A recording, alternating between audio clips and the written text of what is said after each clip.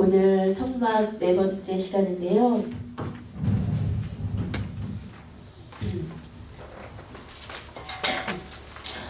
이 제가 성막을 하면서 정말 중요하다 이런 생각이 들어요. 이게 우리의 신앙의 진짜 여정이고 어떻게 보면은 기본이고 이것을 정말 잘 알고 있는 것이 너무나 우리 신앙의 큰 유익이 되는 것 같습니다. 그래서 여러분 조금 잘 이렇게 유념을 하셨으면 좋겠어요. 성막이 세 부분으로 되어 있는데 뭐였죠? 이뜰이 바깥뜰이고 성소고 지성소입니다. 우리가 처음에 이제 성막으로 들어가는 문을 했었고, 그리고 이 바깥뜰에 있는 지난 시간에 뭐를 했죠? 처음에 들어간 뭐가 있어요? 처음에 물이 없는데 번제단. 처음에 뭐가 있죠? 번제단에서.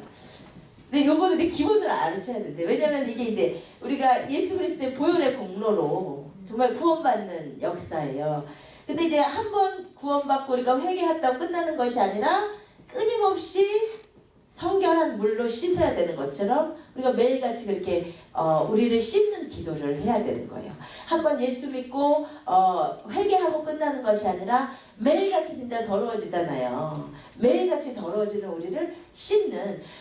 인터넷에 보니까 성막 기도라는 게 있더라고요. 그게 뭔지 제가 보지는 못했지만 아마도 이 순서대로 기도를 하는 게 아닐까 싶어요. 우리가 처음에 예수 그리스도를 영접할 때 우리의 모든 죄를 주님 앞에 회개하지만 우리의 매일같이 삶에 있어서 짓는 죄들에 대해서 이거를 안 씻으면 안 되는 거예요. 안 씻으면 큰일 나는 거예요.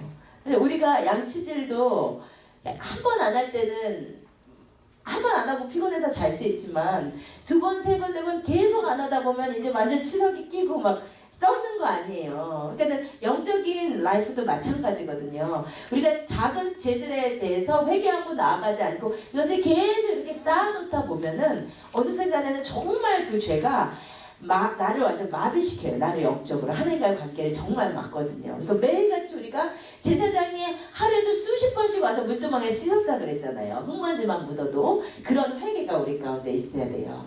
여기까지가 지난 시간에 했는데 오늘은 드디어 성소와 지성소로 들어가는, 성소로 들어가는 것인데, 오늘은 특별히 여기 성막 있잖아요. 여기 전체 말고 여기를 덮고 있었던 덮개들이 있어요. 덮개들, 4개의 덮개들에 대해서 나누고, 그 다음에 바깥들에서 성소로 지나가는 휘장과 성소에서 지성소로 들어가는 휘장, 요거를 조금 보려고 합니다.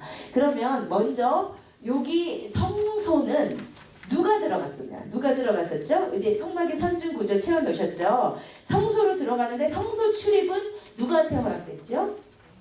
오로지 제사장에게만. 죄를 진 사람은 누구나 자기가 키우던 양을 가지고 번제단에 와서 드렸어요. 그런데 물두멍에 손과 발을 씻고 성소로 들어갈 수 있었던 사람은 오로지 제사장들이었어요. 그러면 우리는 성소로 들어갈 수 있나요, 없나요? 없어. 예? 있어요. 왜 있지요? 왜? 우린 제사장도 아니잖아요. 왕 같은 제사장이기 때문이죠. 성소 출입은 오로지 제사장에게만 허락된 것인데, 신약이 봤더니 우리가 제사장이라고 하죠. 그쵸? 베드로전서 2장 9장 같이 읽읍시다. 시작. 그러나 너희는 택하신 족속이요, 그다음 뭐죠? 왕 같은 제사장이에요. 왕 같은 제사장들이요, 거룩한 나라요, 그의 소유가 된 백성이니 이는 너희를 어두운 데서 불러내어 그의 기이한 빛에 들어가게 하시니에 아름다운 덕을 선포하게 하려 하십니다.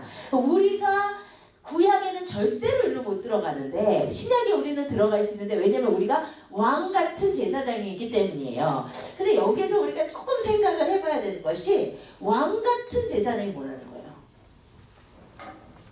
제사장이면 제사장이지 왕 같은 제사장은 또 뭘까요? 제사장이면 제사장이지 왕 같은 제사장이 뭐예요? 예수 그리스도는 왕 같은 제사장, 예수 그리스도가 왕 같은 제사장이죠. 근데 이 자체 의미가 뭐예요? 제사장이 있잖아요. 제사장은 누가 제사장이었죠? 아론의 후손들. 그쵸?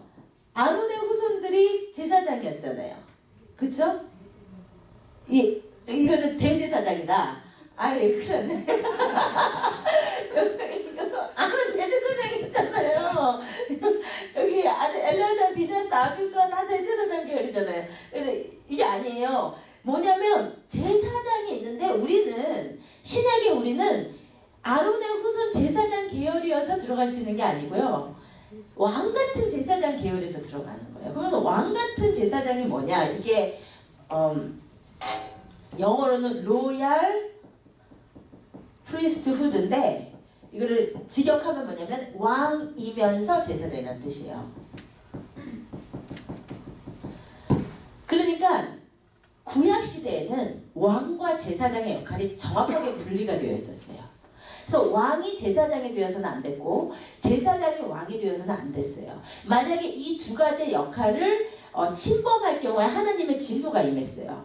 그 예가 뭐냐면 역대하 26장에 보면 우시야 왕이 제사장도 아니는데 성소 안으로 들어가서 분향단에 분향을 하다가 바로 하나님께 저주를 받았잖아요.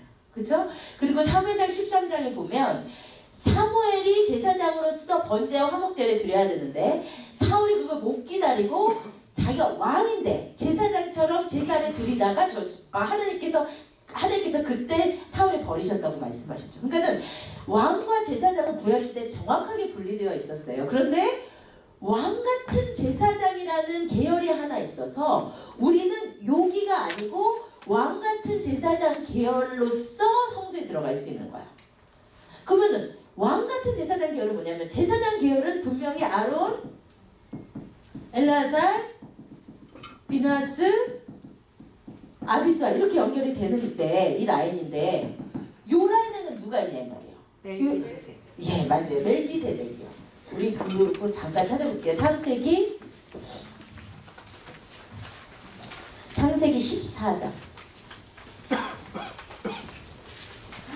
창세기 14장 17절에서 20절.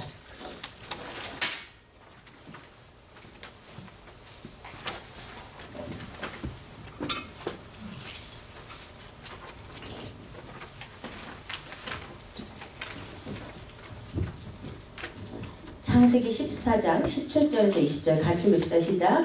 아브라함이 그돌라오멜과 그와 함께한 왕들을 처부수고 돌아올 때에 소돔 왕이 샤오의 굴짜기 곧 왕의 굴짜기로 나와 그를 영접하였고 살렘 왕 멜기세덱이 떡과 포도주를 가지고 나왔으니 그는 지극히 높으신 하나님의 제사장이었더라. 그가 아브라함에게 축복하여 이르되 천지의 주제이시오 지극히 높으신 하나님이여 아브라함에게 복을 주옵소서. 여기까지만 볼게요. 여기 보면은 멜기세덱이라는 사람인데 이 사람이 누구래요? 처음에 17절에 뭐라고 되어 있어요? 살렘 왕이에요. 왕이에요, 이 사람 왕. 그런데 그 살렘 왕에 대해서 18절에 뭐라고 되어 있냐면 지극히 높으신 하나님의 제사장. 그러니까 왕과 제사장은 분리되는 존재인데 성경에 왕이면서 제사장인 사람이 처음 등장하는데 그 사람이 멜기세덱이란 말이에요. 그렇죠?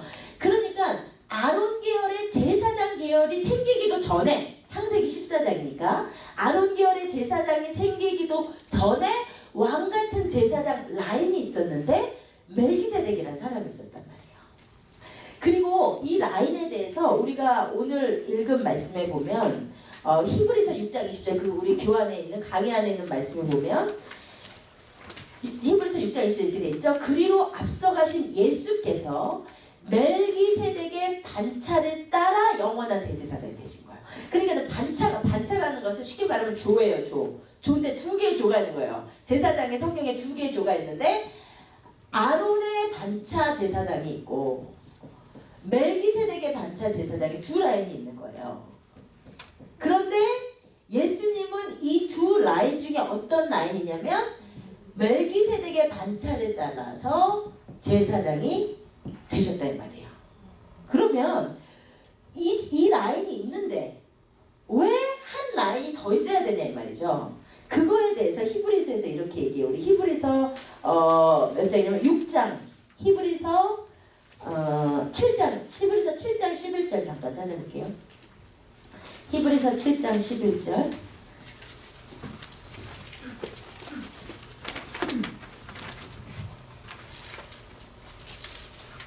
히브리서 7장 11절. 같이 읽읍시다. 시작. 레위 계통의 제사 직분으로 말미암아 온전함을 얻을 수 있었으면 백성이 그 아래에서 율법을 받았으니 어찌하여 아론의 반차를 따르지 않고 멜기세덱의 반차를 따르는 다른 한 제사장을 세울 필요가 있느냐. 이게 무슨 말이에요? 지금 히브리서에서 뭐라고 하냐면 아론의 반차가 있는데 뭐하러 새로운 반차를 또 세울 필요가 있느냐. 그 이유는 뭐냐면 아론의 반차를 따르는 제사장 계열로 말미암아서 온전함을 얻을 수 있으면, 근데 그럴 수 없기 때문에 한 반차가 더 세워졌다 이 말이에요. 그러니까 무슨 말이냐면 제사장의 역할이 뭐예요? 제사장의 역할이 뭐예요? 하나님과 사람 사이를 연결을 시켜줘야 돼요. 그렇죠? 그런데 율법으로 말미암는 이 아론의 반차의 제사장 계열로서는, 아론의 반차의 제사장 직분으로서는 하나님과 우리 인간이 온전히 화목해 되지를 않는단 말이에요. 그렇기 때문에 하나님과 우리 인간을 완전히 화목해 할 또 다른 제사장 반차를 하나님께서 세우셨다 이 말이에요. 그게 멜기세덱의 반차를 따르는 제사장 직분이에요. 아셨죠? 그러니까 이 아론의 반차는 율법이고 이 멜기세덱의 반차는 은혜인 거예요. 은혜. 아셨죠? 율법으로서는 인간이 하나님과 온전히 화목해 되지 않기 때문에 은혜의 계열을 하나 더 세우셨다 이 말이에요. 그래서 이 은혜의 계열 가운데 세워진 멜기세덱의 반차를 따르는 대제사장 예수님께서 하신 일이 뭐예요? 하신 일이 성소에서 하신 일이 뭐예요? 다른 아론의 반차를 따르는 제사장은 자기들만 성소로 들어가서 분향단에 불 붙이고 금등잔대에 기름 따르고 했었단 말이에요. 떡 놓고 떡 먹고, 그리고 대제사장이 1년에 한 번만 지성소에 들어갔었단 말이에요. 그런데 그것이 아론의 반차의 제사장들이 한 일인데 멜기세덱의 반차를 따르는 대제사장은 가서 하신 일이 뭐라고요? 휘장을 찢어버리는 거예요. 휘장을 찢어버리셔서 사람이 하나님과 온전히 하나가 되게 하는 일을, 하나님과 인간 사이에 온전히 화목게 하는 일을 이루어버리셨다 이 말이에요. 아셨죠? 이것이 멜기세덱의 반차를 따르는 제사장 계열인데, 베드로전서 말씀을 봤더니 우리도 예수님처럼 멜기세덱의 반차를 따르는 왕같은 제사장 직분에 있단 말이에요. 우리가. 그래서 우리가 예수님이 가셔서 찢어버리셨기 때문에 우리도 성소로 들어갈 수 있는 거, 우리도 지성소로 들어갈 수 있는. 근데 이제 성경에 재미는 중간에 한 사람이 더 있어요. 이 반차에 한 명이 더 있어. 누군지 아세요? 다윗. 이 희한한 인물인 거예요. 왜냐하면 다윗은 왕이었잖아요. 이스라엘 왕이었잖아요. 근데 다윗이 한 일이 뭐라고요? 기럇 여아림에 있던 제사장 외에는 접근할 수 없는 법궤를 가지고 와가지고 그냥 자기가 머무는 그곳에 모셔놓고 그 앞에서 제사장처럼 예배하고 찬양하고 하나님을 높인 거예요. 그러니까 이 다윗의 장막의 사역이 바로 왕인데 제사장의 역할을 한 거예요. 다윗도. 이 사람은 희한한 사람인 게 뭐냐면 하나님을 너무너무 사랑하다 보니까 구약에서 모든 아론의 반차를 따르는 제사장이 있는 구약에서 혼자 신약을 사는 사람이에요. 구약에서 혼자 신약적 예배를 드린 거예요. 이 당시 구약의 예배는 짐승의 피 없는 예배는 상상도 못하는데 다윗의 장막은 짐승의 피 비린내가 났던 게 아니라 5만 가지 악기를 동원해가지고 하나님을 찬양하고 하나님의 임재를 맛보고 그곳에서 그냥 하나님의 임재를 즐기고 시간 가는 줄 모르고 주님 앞에 있었던 기가 막힌 예배가 다윗의 장막 예배였던 거예요. 구약에서 정말 있을 수 없는 예배를 하나님을 너무 사랑하다 보니까 하나님의 심장을 딱 알아버린 거예요. 그러니까 진짜 우리 예수님께서 마태복음에서 뭐라고 하냐면 아브라함과 다윗의 자손 예수 그리스도의 세계라. 이게 마태복음 1장 1장은 이게 사실 기가 막힌 말이거든요. 구약 가운데서 하나님의 진짜 마음의 중심을 알아버린 사람 아브라함과 다윗이거든요. 하나님을 너무 사랑하는 그 나머지 여기에 들어가 버린 거예요. 여기에서 예수 그리스도가 나오시고 그 후손으로서 믿음으로 나온 우리가 있는 거예요. 아시죠? 그래서 우리가 왕 같은 제사장이라는 것이 바로 그 의미예요. 율법으로서가 아니라 은혜와 믿음으로써 성소에 들어가는 제사장들이 바로 우리인 거예요. 아셨죠? 그래서 우리는 성소로 들어갈 수 있는 자들입니다. 아멘. 근데 우리 대제사장이 휘장을 찢어놨는데 우리가 성막 뜰에만 있으면 안 된단 말이에요. 아시겠어요? 성막들에서 밤낮 맨날 죄 회개하고 또 가서 또 짓고 회개하고 하나님과 관계가 가까워지지를 못하고 계속 우리가 거기에 머물러 있으면 안 되고 우리가 진짜 성소로 들어가셔야 돼요. 아멘. 우리가 오늘부터 진짜 성소로 들어가시길 주님의 이름으로 축복을 드립니다. 아멘. 그러면 이제 성소로 들어가려면 성소와 지성소를 덮고 있는 4개의 덮개가 있어요. 그거 한번 그림으로 볼게요. 성소와 지성소를 4개가 덮고 있는데요. 이게 그러니까 성막이 어떤 거냐면 지금 광야 생활, 이동 생활 중이잖아요. 그러니까 어떤 건물이 아니고요. 그러니까 이 성소의 본체도 어떻게 되어 있냐면 제가 그거는 이제 크게 의미가 이제 여러분 다 뭐 아시고 의미가 없어서 그냥 넘어갔는데 이게 조립식 건물이에요. 48개의 신빛나무에다가 금으로 입힌 이런 널판지들을 이렇게 세우고 이제 어디에 성소를 짓는다 하면 그 널판지들을 세우고 여기 다 고리가 있어서 이렇게 촉으로 쭉 연결을 했던 거예요. 이런 식으로 이게 성막 본체가 있었어요. 그림을 못 그려서 이해가 되시나요? 어떤 건지? 그렇게 조립을 하고 위에 무슨 지붕이 있었던 게 아니라 덮개를 덮었어요. 4개의 덮개를 덮었어요. 그런데 제일 위에 있는 덮개가 저 맨 왼쪽 위에 우중충한 색, 그게 해달의 가죽 덮개. 이게 제일 위에 있던 덮개예요. 그 다음에 해달의 가죽 덮개 밑에는 저렇게 빨간색 있죠. 붉은 물들인 수양. 붉은 물들인 수량의 덮개가 있었어요. 그리고 그 안에는 흰 염소의 덮개가 있었고, 그리고 그 안에 세마포로 된 휘장 덮개가 있었어요. 요 4개의 덮개로 덮었어요. 그런데 특별히 요거 2개는 바깥쪽 거라서 덮개라고 부르지만 이렇게 읽다 보면 앙장이라는 단어 나오죠. 출애굽기 읽다 보면 앙장, 그죠? 안 읽어보셨어요? 요거 2개는 특별히 앙장이라고 불러요. 왜냐면 이게 앙이 이제 우러러 본다, 장은 이제 휘장이라는 뜻, 보이는 위에서 우리가 우러러 볼 수 있는 휘장이다라는 의미로 안에 거 2개는 앙장이라고 부르고 이제 밖에 거 2개는 덮개라고 불러요. 이 4가지가 그냥 된 게 아니고 기가 막힌 하나님의 이제 메시지가 있는 거예요. 여기에. 먼저 이제 오늘 이제 4가지를 이제 볼 건데 먼저 해달의 가죽부터 볼게요. 해달의 가죽이 뭐냐? 거기 이제 나오죠. 해달의 가죽이라고 되어 있는데 해달의 가죽이 출애굽기 26장 14절에 보면 해달의 가죽으로 윗덮개를 만들라고 했어요. 근데 이 해달의 가죽 히브리어로 타하시인데 이게 뭐냐면 고래예요. 고래. 해달이 아니고 근데 정확하게 뭐 어떤 종류의 고래인지는 모르지만 타하시라고 하는 것이 당시 강이나 바닷가에 살던 고래과에 속하는 동물의 가죽이에요. 그것을 이제 해달의 가죽이라고 불렀습니다. 이 해달의 가죽을 당시 해달의 가죽이 뭐에 쓰였을까? 쓰이는 게 있으니까 사람들이 가지고 있었을 거 아니에요? 해달의 가죽의 용도를 알 수 있는 게 에스겔 16장 10절이에요. 에스겔 16장 10절에 보면 수놓은 옷을 입히고 물돼지 가죽 신을 신기라 그러는데 여기서 이제 물돼지가 그 타하시, 이게 바로 해달, 똑같은 단어예요. 그러니까 그 해달의 가죽 신을 신기라 이렇게 되어 있거든요.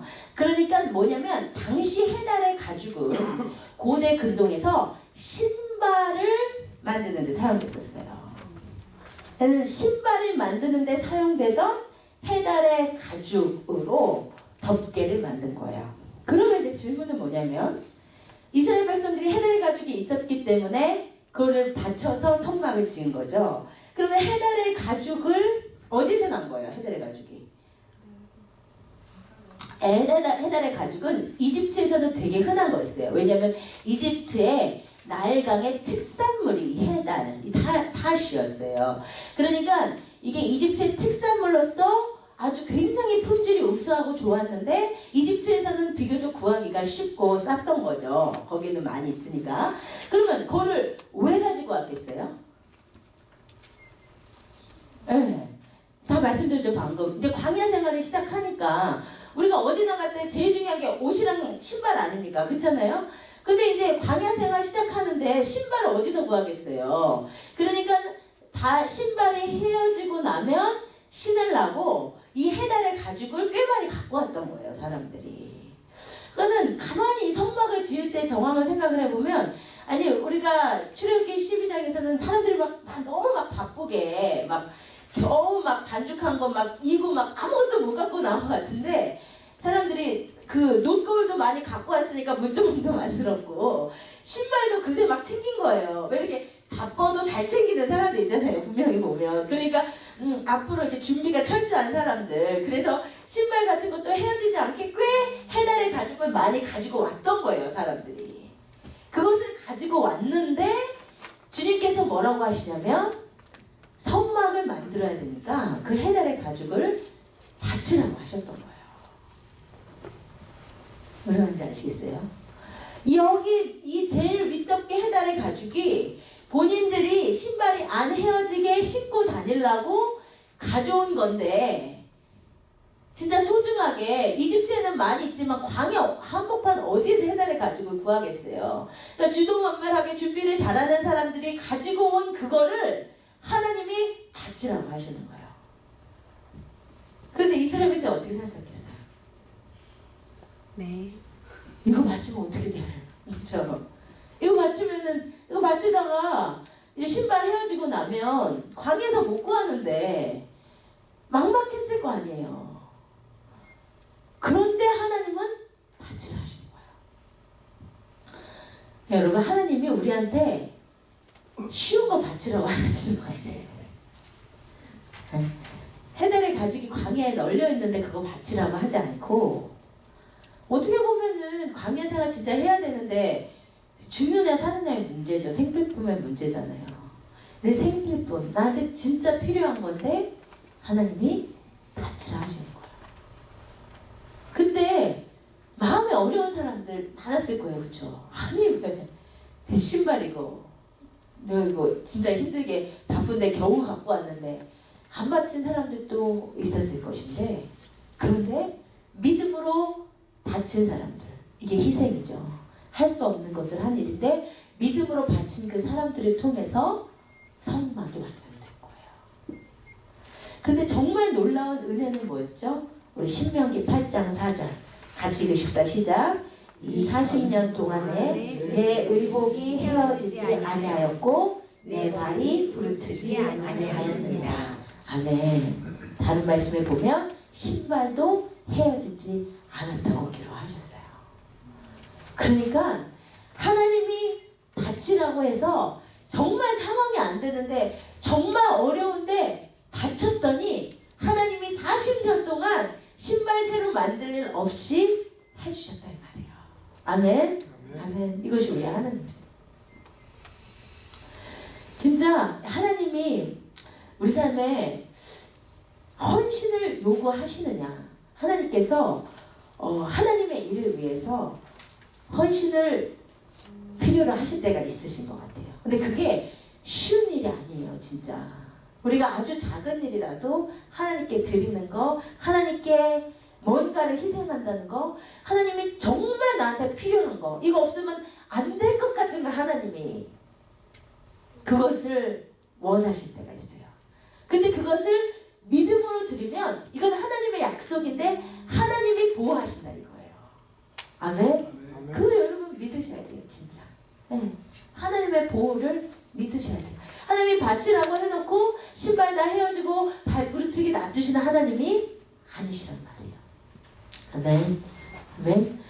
하여튼 제가 이제 이렇게 작년 연말 한 이제 크리스마스 요즘부터 진짜 이제 막 체력적으로 굉장히 사실 힘들어지기 시작하더라고요. 그리고 이제 우리 토요일 날 송구영신 예배 한 그 이제 찬양 연습부터 해서 한 4-5시간 이렇게 서 있었더니 나중에 진짜 이제 통역 마지막으로 가니까 배가 너무 아파요 진짜. 예. 너무너무 이제 애가 이제 왜 입사하신 분들 아시잖아요. 이제 오래 서 있으면 막 이제 애가 막 밑으로 쏠리고 막 아파하고. 그러니까 내가 아픈 건 상관없는데 진짜 애가 좀 안 저주하는 것 같아. 이제 말로 이제 애가 커가지고 좀 느끼거든요. 얘가 이제 뭐를 원하는지. 근데 제발 좀 안 저주하는 것 같아. 너무너무 아픈 거예요.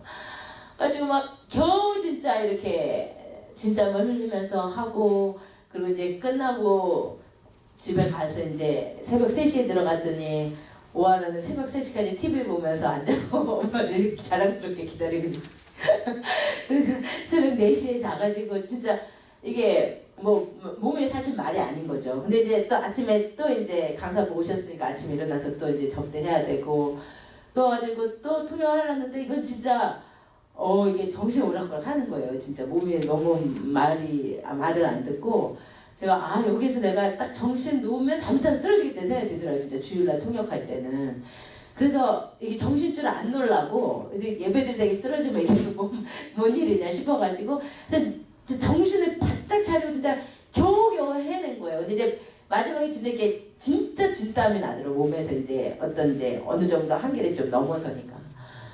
그래 막 너무너무 힘들었어요. 그리고는 뭐 그게 이제 사실 오늘까지 잘 회복이 안 되고 막 사실 요즘은 진짜 체력의 한계가 이제 많이 와가지고 진짜 오늘 새벽 그러니까 정말 조금만 더 자면 조금만 진짜 지금 조금만 잤으면 좋겠다. 계속 이런 상태인 거죠 사실은. 근데 진짜 오늘 새벽에는 몸이 너무 안 좋아서 진짜 하나님 보호해주세요. 이 딸을 좀 진짜 이 기도가 진짜 보호해주세요. 내가 지금 신경을 못 쓰고 얘를 이렇게 편안하게 해줄 수 없는 상황이니까 정말 보호해주세요. 새벽에 이렇게 기도를 하고 차를 타고 오면서 내가 진짜 예수 믿고 인생이 진짜 말렸구나. 농담으로요. 좋은 의미로. 진짜 차를 타고 오면서 오늘 이제 새벽부터 끝나고 차 타고 오면서 진짜 예수 믿고 진짜 힘들었다. 삶이 목회하고 진짜 삶이 힘들었다. 진짜 이런 생각이 드는 거예요. 근데 정말 진짜 진심으로 믿는 것은 진짜 내가 이런 생각 어쩌다 이렇게 인생이 힘들어졌을까. 그러니까 진짜 뭣도 모르고 이제 목회 시작했다가 이건 정말 힘들어졌구나. 그런 생각이 들면서 이렇게 막 트랩된 느낌 인생이. 하나님이 실로 재어주신 이 구역이 영적으로는 아름다운데 육적으로는 너무 힘들어가지고 트랩된 느낌이 드는 거예요. 이거 내가 어쩌다가 진짜 그러면서 이제 오는데 진짜 마음의 찬양이 흘러나오는 거예요. 제가 청년 때 헌신이란 것이 이런 건지 모르고 불렀던 찬양. 주의 십자가 지고 나 그곳에 가리니 땅의 모든 끝이 기근이라도 주님 그곳에 나 보내셨으니 주님의 뜻 구하며 찬양하리라. 주의 영광을 위해 나 그곳에 가리니 주의 손이 보호하시네. 내 삶은 나그네 삶이니 주 오실 날 바라며 찬양하리라.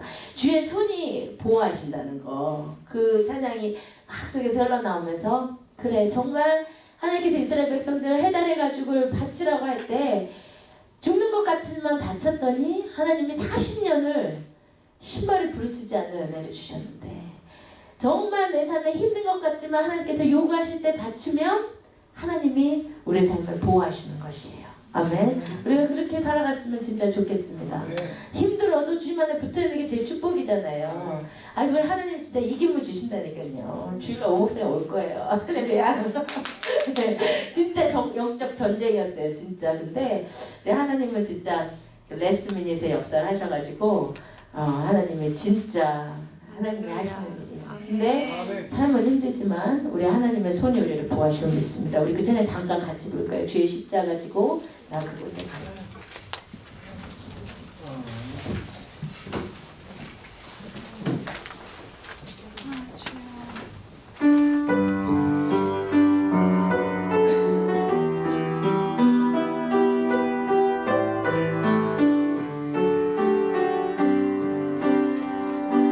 주의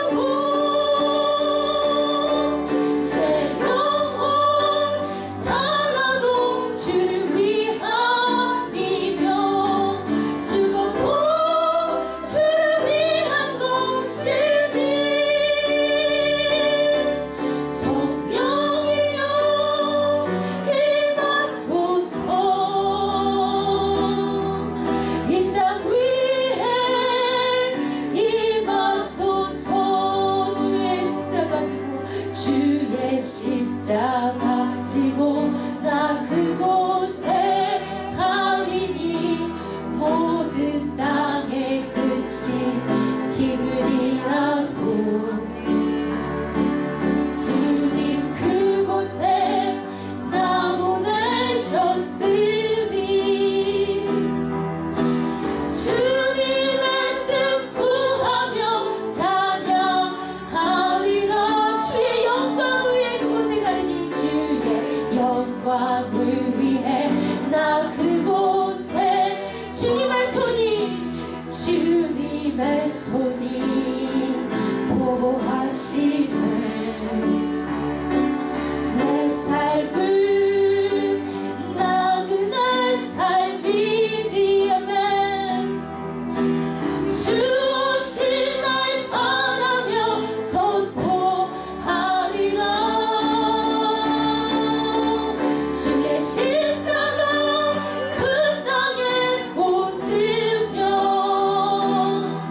주의 이름으로 세례를 주고 내 영혼 살아도 주를 위함이며 죽어도 주를 위한 것이니. 성령이여 임하소서. 이 땅 위에 임하소서. 아멘. 헌신이라는 것이 이런 것입니다. 내가 당장 신어야 될 신발이 없는데 그것을 바치는 게 헌신이에요. 내가 할 수 있는데, 내가 시간이 많은데 거기서 시간을 드리는 게 헌신이라 하겠습니까? 내가 100만 불의 돈이 있는데 거기서 10만 불을 드리는 게 헌신이라 하겠습니까? 주님께서 우리에게 원하시는 피의 제사는, 주님께서 우리에게 원하시는 생의 제사는 정말 나에게 꼭 필요한 거, 내가 이거 바치면 진짜 죽을 것 같은 거, 이거 바치면 앞이 보이지 않는 거, 나에게 가장 소중한 것, 그 옥합, 그 마리아가 가져왔던 그 옥합, 그 자기의 가장 소중한 것을 주님 앞에 깨어드리는 것을 헌신이라고 합니다. 희생이라고 합니다. 그런데 믿는 것은 주님의 손이 보호하시는 것이에요. 그런데 믿는 것은 주님의 손이 내 발을 부르트지 않도록 하실 것이고, 그 주님의 보호의 손길이 40년 동안 광야 생활 끝날 때까지 멈추지 않으라는 것이죠. 여러분, 우리 주님을 신뢰하십시다. 주님이 우리의 삶을 보고 계심을 신뢰하십시다.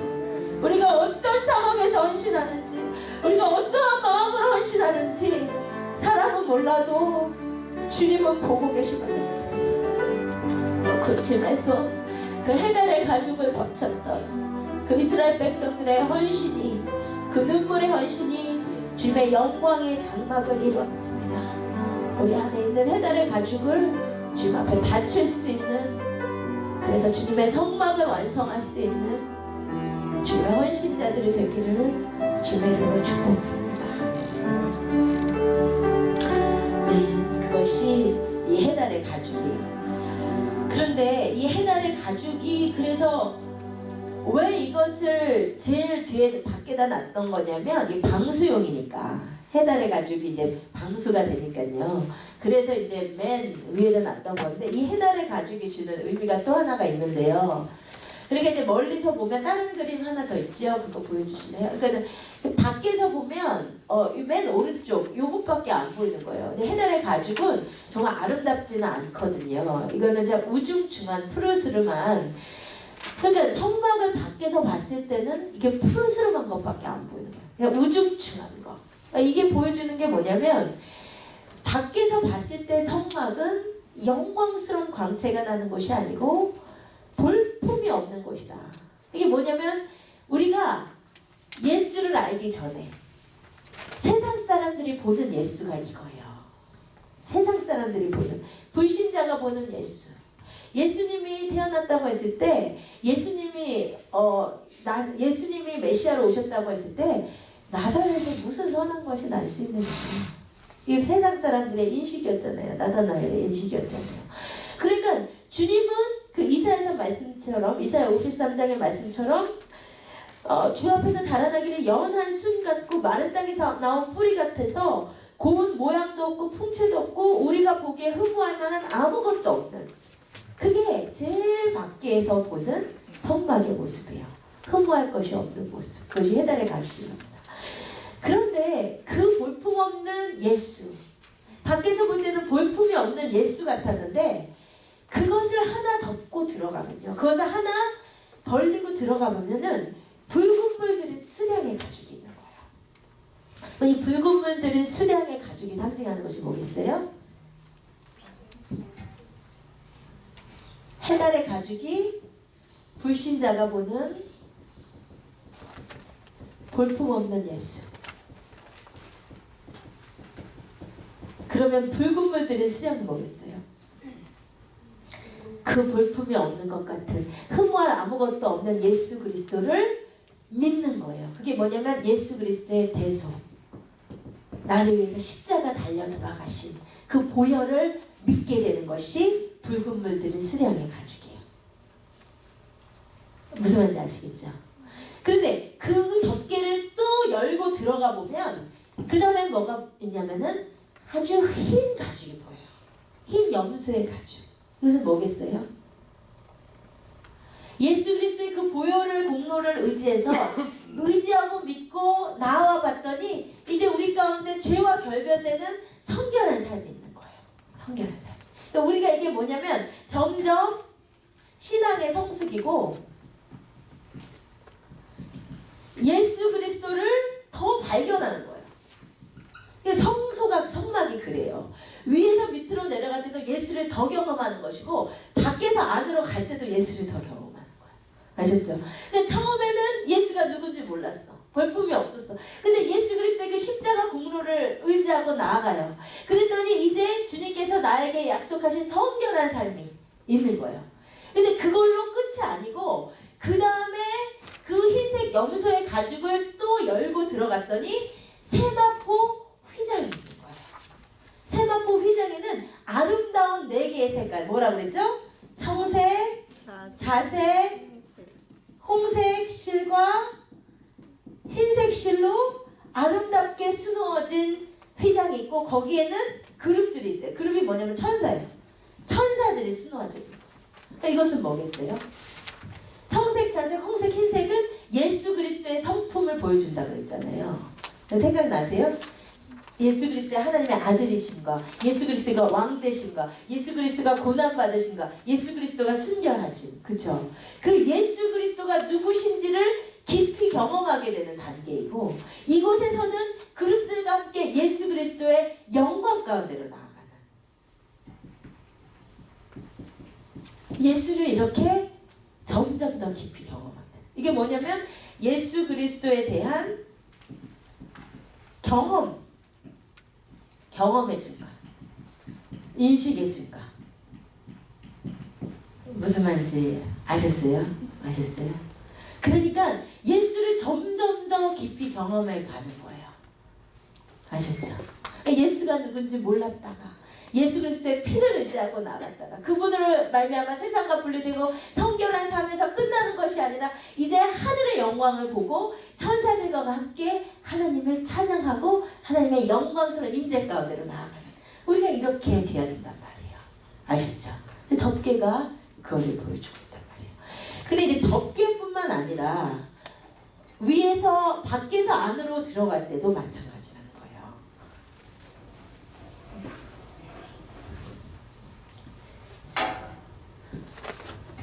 바깥들에서 지성소와 성소로 들어갈 때도 휘장이 2개가 있어요. 그쵸? 휘장을 찢고 휘장을 열고 성소로 또 들어가야 되고 거기서 멈추지 않고 또 휘장을 열고 지성소로 들어가야 돼요. 그러니까 여기에서 덮개를 열수록 안에 하나님의 영광이 있는 것처럼 밖에서 안으로 들어갈 때도 그렇단 말이에요. 따라하고 계세요? 네, 이해가 되세요? 그러면 바깥들에서 성소로 들어갈 때도 휘장이 있고 성소에서 지성소로 들어갈 때도 휘장이 있는데 그 휘장이 뭐냐는 거죠. 성막의 구주와 절기는 있다고 하고요. 휘장을 열고 가야 되는데 맨 마지막 장 히브리서 10장 19절에서 22절 같이 읽으십시다. 시작. 그러므로 형제들아 우리가 예수의 피를 힘입어 성소에 들어갈 담력을 얻었나니 그 길은 우리를 위하여 휘장 가운데로 열어놓으신 새로운 살 길이요 휘장은 곧 그의 육체니라. 아멘. 그러니까 휘장이 뭐라고요? 예수 그리스도. 그러니까 예수 그리스도를 점점 더 깊이 아는 거예요. 바깥들에서 그냥 회개에 대해서만 알았는데 이제 예수 그리스도의 몸을 한 번 더 깊이 체험하고 들어갔더니 그곳에 성소가 있고 거기서 끝나지 말고 한 번 더 찍고 들어가서 이제 하나님의 임재 가운데로 들어가는. 그러면요 여러분 성막의 덮개를 배웠고 휘장을 배웠는데 이 휘장은 또 어떻게 되어 있다고 했냐면 출애굽기 26장 31절 휘장에 뭐가 있다고 하는지 우리 같이 봅시다. 시작. 너는 청색, 자색, 홍색 실과 가늘게 꼰 배실로 짜서 장을 만들고 그 위를 그룹들을 공교히 수놓아서. 그러니까는 어떻게 되어 있냐면 생각을 해보세요. 예배자가 요거예요. 요거 휘장이 이렇게 생긴 거예요. 지금 청색, 장색, 홍색 실과 가늘게 꼰 배실과 그룹이 천사들이요. 그러면 여기까지 들어온 지금 바깥들에서 성소로 들어온 예배자만 우리만 볼 수 있는 것이 뭐냐면 위에 보이는 앙장에는 뭐가 보여요? 맨 안에 덮개 뭐였죠? 네? 맨 안에 바로 보이는 덮개 세마포 휘장이 보이죠? 위에도 세마포 휘장이 보여요. 거기는 뭐가 수놓아져 있었다고요? 천사들. 그리고 지성소와 성소 사이에 휘장에도 청색자색 홍색실과 가득 꼰 배실과 그룹들이 수놓아 있는 거예요. 그러니까 여기에 들어온 예배단은 위를 보아도 아름다운 하나님의 영광과 천사들, 앞을 보아도 아름다운 영광과 하나님의 천사들. 아시겠어요? 여기에서는 상상도 못했던, 바깥에서는 상상도 못했던 하나님의 영광으로 나아가는 것이요. 근데 여기만 들어와도 영광인데, 여기만 들어와도 영광이잖아요. 근데 여기 들어오면 더 영광이에요. 그러니까 영광에서 영광으로 더 나아갈 수 있는 거예요. 우리의 신앙이요. 여기 예수 그리스도 영접한 건 일단 문으로 다 들어온 것인데 여기에서 이리로 나아갈 수 있어야 되고 여기서 이리로 나아갈 수 있어야 된단 말이에요. 하나님의 영광스러운 임재를 더 깊이 내가 하나님을 추구하다 보면 내 안에 영광이 임하고 하늘의 것이 임하는데 거기서 머무르지 않고 영광에서 더 깊은 영광으로 나아가는 체험. 그러니까 이곳에 온 예배자는 왜 천사들이 보이냐면요. 이제 나도 영광스럽게 천사처럼 천상의 예배를 함께 드리는 자들이 되는 거예요. 아셨죠? 이제 이 육체에 맨날 죄를 가지고 싸우고 괴로워하고 여기가 아니고 이제 하나님의 영광을 천사들처럼 보고 나도 그 영광에 참여해서 함께 거룩하다 만군의 여호와여라고 주님을 영화롭게 찬양하는 단계로. 아셨죠? 우리가 이렇게 나아가야 된단 말이에요. 근데 이것을 굳이 이제 절기랑 같이 하자면 우리가 그 전에 절기를 했었으니까요. 이 바깥에 있는 신앙은 어떤 우리가 배웠던 절기 중에 어떤 절기에 해당이 되냐면 맨날 죄를 짓고 와서 번제단에서 죽여요. 이게 뭐죠? 유월절에 담기죠. 바깥에 있는 신앙은. 그런데 성소로 들어와서 떡을 먹으면 우리가 소제를 하나님께 드리던 절기가 있었어요. 그게 뭐였죠? 네? 오순절. 성령님의 임재 가운데서 하나님의 깊은 것을 체험하는 성수의 신앙의 오순절의 단계예요. 근데 여기서 끝이 아니고요. 그냥 성령을 체험하고 여기서 끝이 아니고 하나님의 영광 가운데로 나아가서 그 하나님의 영광의 임재 앞으로 나가서 그분과 함께 거하는 그게 뭐였죠? 초막절. 이렇게도 같이 생각을 해볼 수가 있는 거예요. 근데 하나님의 뜻은 우리와 영원히 함께 거하는 이 지성소, 이 초막절 여기까지 나가야 된단 말이에요. 여러분 그래서 우리의 신앙이 물론 제가 신비주의적이고 개인주의적으로 나와 하나님과의 만남만 추구하라는 말씀은 아닌데 그러나 나와 하나님과의 그 체험과 깊어지는 영광 가운데로 나아가는 경험이 없으면 그것이 기본이거든요. 그게 없으면 삶이 점점 메마르기 시작해요. 이것이 없는데 하나님과의 관계가 없는데 영혼 사랑이 안 되고 전도가 안 되고 봉사가 안 되고 다 무너지는 거예요. 그러니까 우리의 영성 생활이 정말 충만해져야 돼요, 사실은. 그래서 우리가 정말 우리의 신앙이 언제까지나 계속 막 사랑하지 못한 사람 막 사랑해서 힘들어하고 사랑 못해서 힘들어하고 막 맨날 죄짓고 맨날 물정하면서 회개하다가 평생 끝나면 안 되는 거예요. 이거는 왕같은 제사장이 여기를 찢어버리셨기 때문에 일로 빨리 들어오라는 거거든요. 그러면 우리가 주님의 그 영광의 임재를 갈망하고 사모하고 그곳으로 깊이 나아가는 그 체험 있잖아요. 성령의 체험에서 거기에서만 만족하는 것이 아니라 더 나아가서 그 하나님의 깊은 것을 더 체험하는 그 영적인 집중이 좀 필요해요. 여러분 기도하실 때도 맨날 하던 습관대로 그냥 그렇게 하지 마시고 정말 요거 그게 성막기도인지 모르겠어요. 제가 보지는 않았지만 요런 거 정말 내가 지성소로 나아가고자 하는 주님의 임재 앞으로 나아가고자 하는 그 기도 있잖아요. 근데 그러기 위해서 굉장히 좋은 게 뭐냐면 제가 새벽에 잠깐 말씀드렸는데 성령님의 얼굴을 보면서 하는 기도, 그러니까 하나님의 얼굴을 보면서 하는 기도가 정말 좋아요. 진짜 좋아요. 우리가 이제 기도할 때 이게 집중하면서 하는 게 굉장히 어렵거든요. 진짜 이상하게 기도할 때 해야 될 일 진짜 많이 떠올라. 그죠? 그 목사의 말씀처럼.